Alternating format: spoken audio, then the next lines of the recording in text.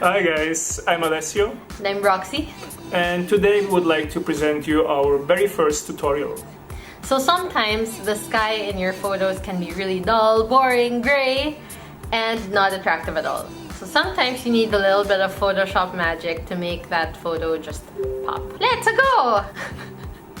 And as you guys can see, like the sky is really plain, it's yellow, and it's a nicely edited photo. We used one of our presets here, but it can pop a lot more. So first you go to select and then go to select and mask and select this tool up here, the quick selection tool, and everything that's in red is what you're going to remove.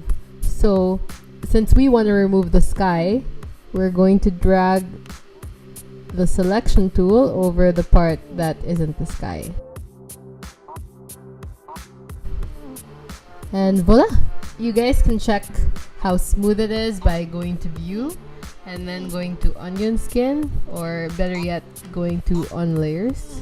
So yeah, if you look a little bit closer, you can see that it's a little bit rough around the edges. So we can refine that by increasing the smooth part here, feathering it a bit.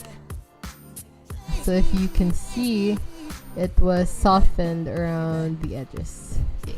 I'm pretty happy with that. So you can check what it'll look like, and there. So just press OK, and then you can look for any photo of the sky that you want to use. One eternity later. So I have the photo that I chose over here. I'm gonna drag that into my Photoshop window and put that underneath the other layer. Transform it and cover all the gray areas so that you have a new sky.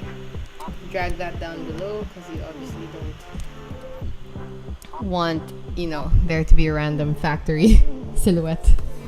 After that, you can adjust it the way you want. So I'm gonna put it a bit over here, and for me, like, I want to match the exposure a little bit, so I'm going to go to new adjustment layer, go to exposure, and drag that here and try to have it match the bottom layer. Yeah, so I think that looks pretty good so far. So it's missing a little bit of light source for me, and I like to do that to make the photo a lot more interesting. So you go to layer, new fill layer, gradient, and then select radial as your style, and then you double click this area so that you can edit the colors you want. And I usually like a bit of yellow, so you can go to the yellow section, choose a yellow color. That's too yellow for me, and choose the color that's inside your circle as well.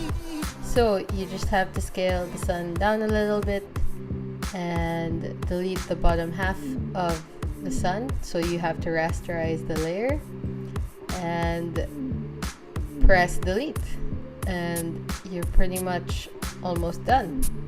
So here's the before and here's the after, somewhere here.